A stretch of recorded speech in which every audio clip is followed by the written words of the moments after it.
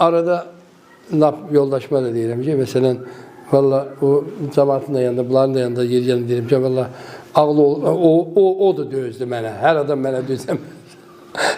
Valla ailələr sevgi ilə böyüməlidir. Məsələn, dədə, ana bir-birindən nə qədər mehriban olarsa, evlad o mehribançılığı sən bilmədən də ona sahib olacaq. O sevgiyə sahib olacaq. Yəni, çünki o sevgi bəşəriyyəti xilas edəcək deyirlər ha. Yəni, bu elə belə deyilməyib. Başqa cür deyirəm. Başqa cür deyirəm. Bax, evladı sevirsən. Niyə? Heç o, sən bilmirsən bu evladı sənə nə verəcək, verməyəcək. Heç bəlkə də, nə bilim, onu əvəz eləyəcək, nəsə verəcək deyin eləmirsən.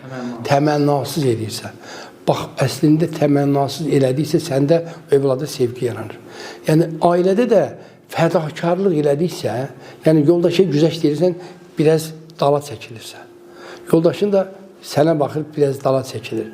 Və yavaş-yavaş ortaq bir mövqe yaradırsınız. Dözürsünüz bir-birinizə. O dözüm sizi möhkəmləşdirir. Axı, sən itki vermirsən biraz. 1 il qabaq, 6 ay qabaq, 3 gün qabaq. O itkilər fədakarlıqdır.